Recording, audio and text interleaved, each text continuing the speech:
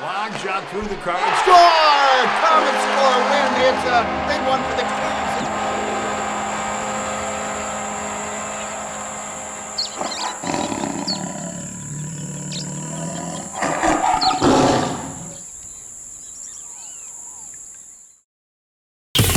91, Colin Chaulk, Toronto, Ontario, captain.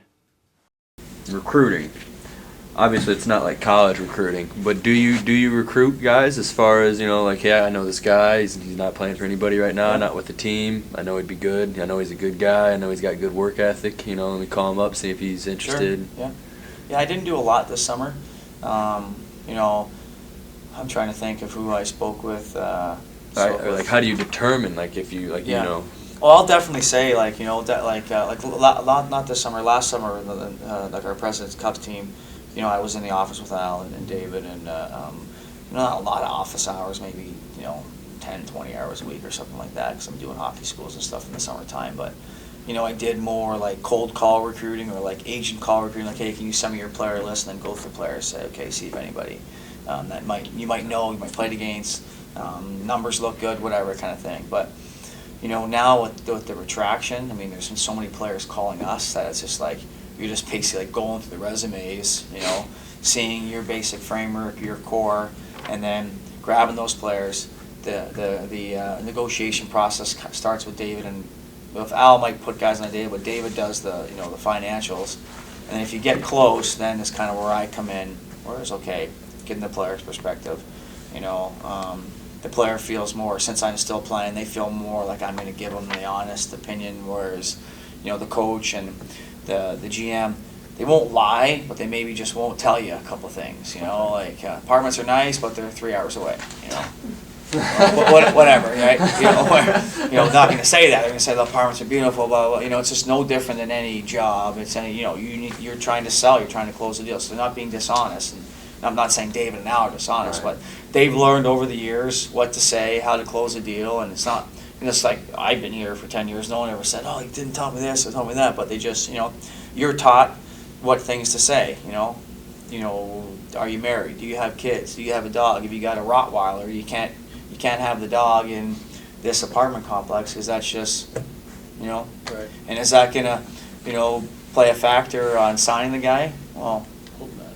you hope not, but if there's two guys and they look somewhat, and this guy's got baggage and he wants more money, he has all these other, criteria, and this guy's a single guy, you don't have money, you got 2,000 people at your game every night, who are you going to sign?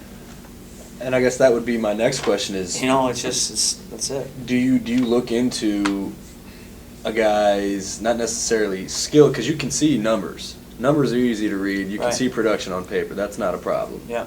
But when you're looking into a guy, do you look and think to yourself, is this guy going to buy into our team culture? Is this guy going to buy into our system and how our philosophy of playing hockey? Mm-hmm. Well, background check. You have to. Nowadays everybody. If you're someone who we're interested in, we'll call 2, 3, 4, 5 guys, for sure, and find us. Like right away, we'll go onto your roster, see where you played last year. We'll know if we're negotiating with you. We'll know, and then we'll see if we know anybody. So if you know anybody directly, it's easy. If you played with somebody past years or whatever, call them up. Someone that you trust, someone that they're going to give you an honest opinion.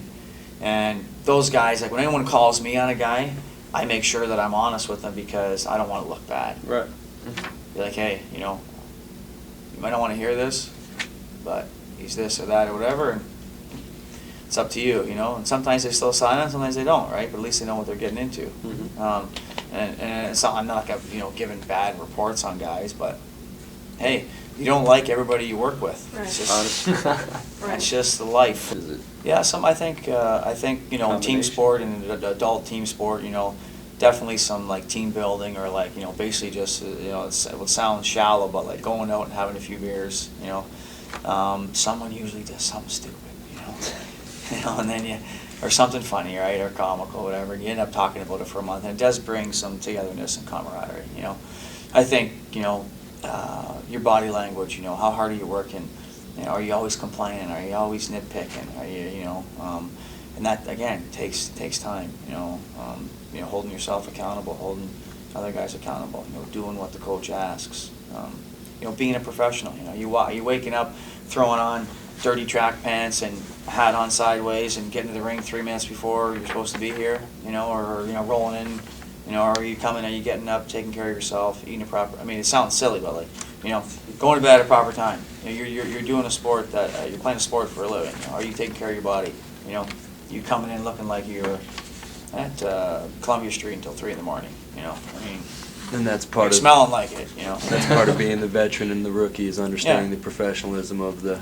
right, being a pro, learning how to be a pro. You know, I mean, hey, well, you know, everyone's gone out night before a game, or you know, maybe didn't study as much as you need to, and stayed out a little longer. Hey, we've all been there at some point. I'm not trying to paint this perfect human picture. I mean, hey, definitely played guilty, or you know, I mean, I'm only human, right? I mean, but it's don't do it every weekend. Right, You know? I mean, right. Come on. Yeah, for example, if somebody is like a little chipper that day because they were out late, for Sure. example, the night before, and they're trying to pick a fight on the ice, Yeah. how are you to react to kind of get them to refocus?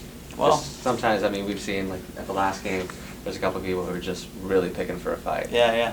And- Sometimes, you know, you just kind of, you know, if they're coming after you, you know, small details like, you know, what's the score in the game? Are you winning? Are you losing? You know, is this guy trying to do this because they're not playing well? They're looking for a momentum swing. You know, are you Not at only home? for him, for his team. Yeah, for their team. Yeah, are you home? Are you away? Who are you entertaining? You're there. You're entertaining them. You know, if you do it for him there, you better return the favor when you're home, right? You know, as crazy as it sounds, but it's kind of all intertwined. You know, it's all part of it.